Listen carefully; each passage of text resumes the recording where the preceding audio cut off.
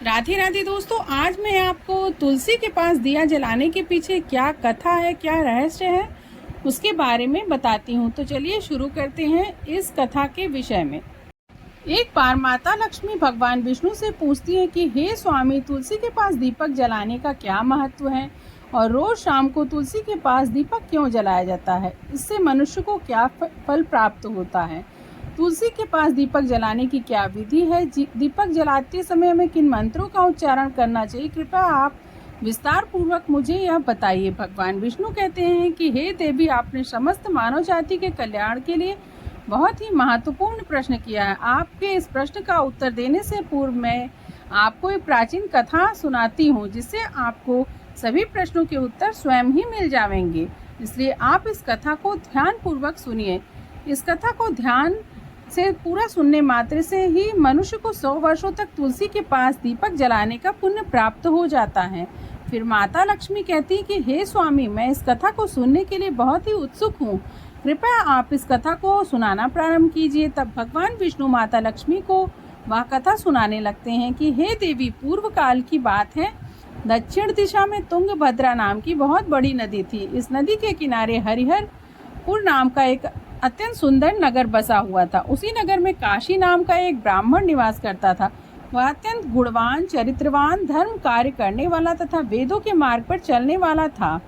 उन्होंने समस्त शास्त्रों का अध्ययन कर रखा था। उस ब्राह्मण की पत्नी थी, जिसे लोग दुराचारी कहकर पुकारते थे, क्योंकि उसके कर्म ही उसके नाम के अनुसार थे। वह सदैव हुए अपने पति को अपमानित करती थी। वह अपने पति के लिए कुवाच्य ही कहती थी, पति को भयंकर दुख दिया करती थी, पति के लिए कभी भी भोजन नहीं बनाती थी। उसने अपने पति के साथ कभी भी शयन नहीं किया, कभी उसके साथ प्रेम से व्यवहार नहीं किया।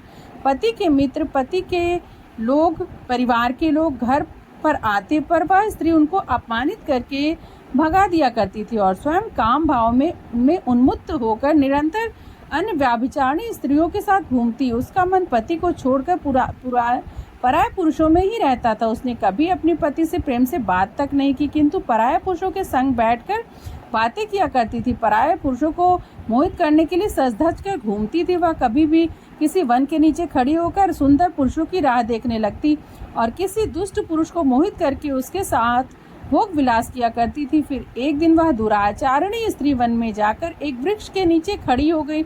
उसका चित्त काम से भरा हुआ था। वह किसी सुंदर कामी पुरुष की राह देख रही थी, किंतु बहुत समय निकलने के बाद उस स्थान पर कोई पुरुष नहीं आया। इसलिए वह अत्यंत दुखी हो गई और प्रियतम की खोज में इधर उधर देखने लगी।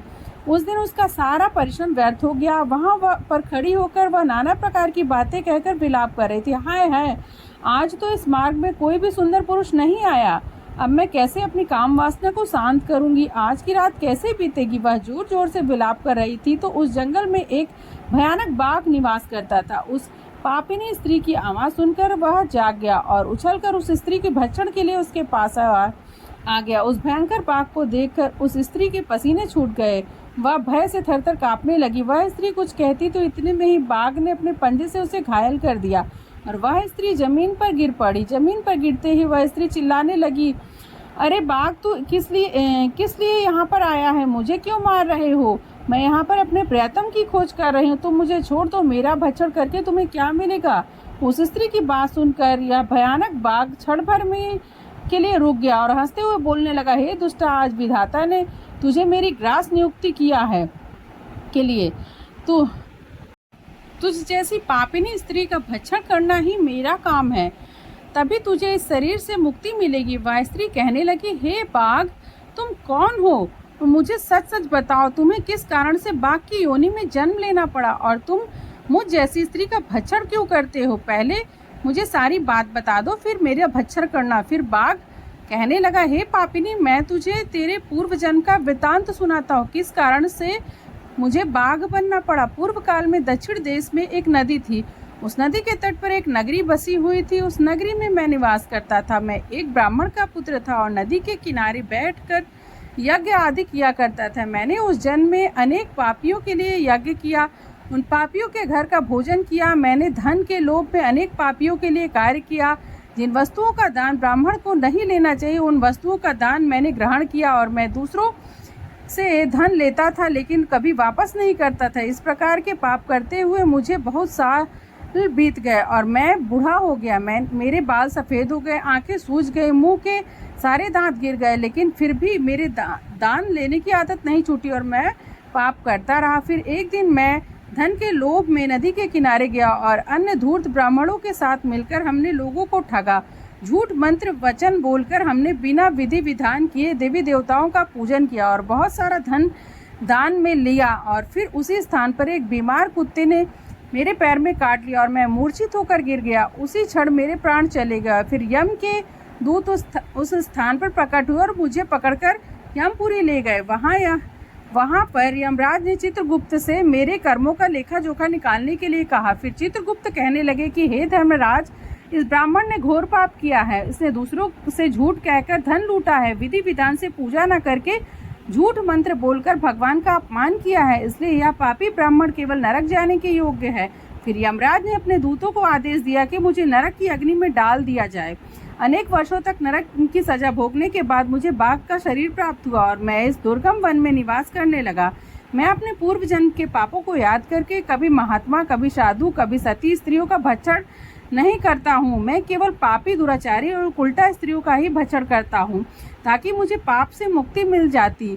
इस प्रकार से उस बाघ ने अपने पूर्व जन्म का वृतांत सुनाया और उस स्त्री से कहने लगा कि हे पापिनी, तेरे आचरण से तू उल्टा दिखाई देती है। अपने पति को छोड़कर तू वन में अन्य पुरुषों के साथ भोग विलास करने के लिए आई है, इसलिए आज तू मेरा ग्रास अवश्य बनेगी। इतना कहकर उस बाघ ने अपने तीक्ष्ण नाखून से उस पापी स्त्री के टुकड़े टुकड़े करके उसे खा लिया। फिर उस स्थान पर यम के दूत प्रकट हुए और उस पापिनी स्त्री को उठाकर यमपुरी ले गए। यहाँ पर उसे यमराज के सामने खड़ा किया गया। फिर चित्रगुप्त ने उस स्त्री का लेखा जोखा निकालते हुए यमराज से कहने लगे कि हे धर्मराज, यह स्त्री तो अत्यंत पापिनी है। इसने घोर पाप किए हैं। इसने व्यभिचार किया है, अपने पति को कभी सेवा नहीं किया है, अपने पति को भूलकर पराये पुरुषों के संग भोग विलास किया करती थी। उसके पाप को सुनकर यमराज ने उस स्त्री को अग्नि से भरे हुए कुंडों में डालने का आदेश दिया। अनेक वर्षों तक उसे उस कुंड में पकाया गया, फिर उसे निकालकर दूसरे नरक में डाल दिया गया। इस प्रकार से अनेक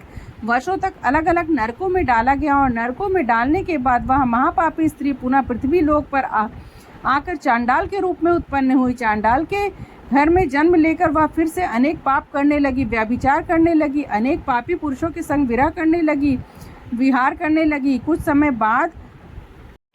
समय बाद पूर्व जन्म के पापों के कारण उसे कोढ़ हो गया और फिर भयानक पीड़ा सहन करने लगी। उसका अंग अंग जलने लगा, उसके नेत्रों में पीड़ा होने लगी।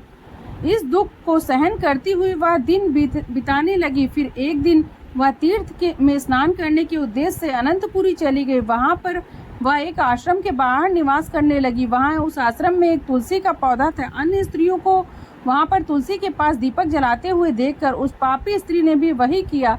उसने तुलसी के पौधे के पास एक दीपक जलाया। फिर उसी रात हृदयघात से उसकी मृत्यु हो गई और यमराज के दूत उसे ले जाने लगे। फिर वहाँ पर प्रकट हुए जैसे कि ही यमदूत ने उस पापी स्त्री को पाश में बांध कर ले जाने लगे। तभी भगवान विष्णु के दो पार्षद उस स्थान पर प्रकट हुए और उन्होंने उन दोनों को रोक लिया और कहने लगे कि हे दूतों, इस स्त्री को तुम छोड़ दो।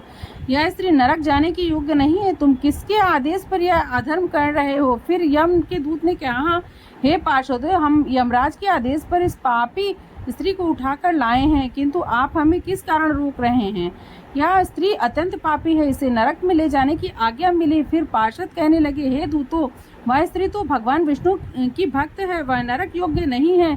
उसने शाम को तुलसी में दीपक जलाया है, इसी कारण इसके समस्त पाप नष्ट हो गए, इसलिए अब यह नरक जाने के योग्य नहीं है, यह स्वर्ग जाने की अधिकारी बन चुकी है। पार्षदों की बात सुनकर यमदूतों ने उस स्त्री को उस स्थान पर छोड़ दिया और यमलोक लौट गए। वहां जाकर उन्होंने यमराज को सारा वृतांत सुनाया। फिर भगवान विष्णु के पार्षद उस स्त्री को दिव्य विमान में बिठाकर स्वर्ग लोक ले गए। भगवान विष्णु कहते हैं कि हे देवी, इस प्रकार से तुलसी के पास केवल दीपक जलाने मात्र से ही मनुष्य के सभी पाप नष्ट हो जाते हैं। जो स्त्री नित्य शाम को तुलसी के पास दीपक जलाती वह सौभाग्यशाली बनती है, उसके पूर्व जन्मों के सभी पाप नष्ट हो जाते हैं और उसे सुख समृद्धि की प्राप्ति होती है। रोज तुलसी के पास दीपक जलाते समय इस मंत्र का उच्चारण करना चाहिए, ओम तुलसी देव्या चा विघ्ने विष्णु प्रियाय चा धीमहि तन्नो वृंदा प्रचोदयात, जिसका अर्थ होता है विष्णु प्रिय तुलसी, मैं आपको नमन करती हूँ, आप मुझे उच्च बुद्धि दो। हे वृंदा, आप मेरे मन को रोशन करो। भगवान विष्णु कहते हैं कि हे देवी, हजारों अमृत के घड़ों से नहलाए पर भी श्री हरि विष्णु को उतनी तृप्ति नहीं होती जितने वे मनुष्यों के द्वारा तुलसी का एक पत्ता चढ़ाने से प्राप्त करते हैं। 10,000 गौ दान से मानव जो फल प्राप्त करता, वही फल तुलसी पत्र के दान से प्राप्त हो जाता है। जो मनुष्य जो मृत्यु के समय अपने मुख में तुलसी पत्र का जल पा जाता है, वह संपूर्ण पापों से मुक्त होकर भगवान श्री हरि विष्णु के धाम में चला जाता है। हिंदू धर्म में तुलसी के पौधे का विशेष महत्व है। इसकी सबसे पहले पूजा भगवान विष्णु ने किया था। भगवान विष्णु कहते हैं कि जिस प्रकार से देवी लक्ष्मी से वैकुंठ को ऐश्वर्य प्राप्त होता है, उसी प्रकार से वैकुंठ में तुलसी के कारण ही पवित्रता प्राप्त होती है। पृथ्वी लोक पर जिस स्थान पर भी तुलसी का पौधा है, उस स्थान पर कभी बुराई नहीं वास करती। ऐसा स्थान सबसे अधिक पवित्र होता है। इसी कारण हमें हमारे घर में तुलसी का पौधा अवश्य लगाना चाहिए। इस प्रकार से भगवान विष्णु ने तुलसी के पास दिया जलाने के महत्व को समझाया। फ्रेंड्स, आपको मेरे द्वारा तुलसी माँ और भगवान विष्णु से जुड़ी यह कथा कैसी लगी? ऐसे ही मेरे चैनल के साथ जुड़े रहिए और मेरे चैनल को लाइक, शेयर और सब्सक्राइब करना ना भूलिए। धन्यवाद।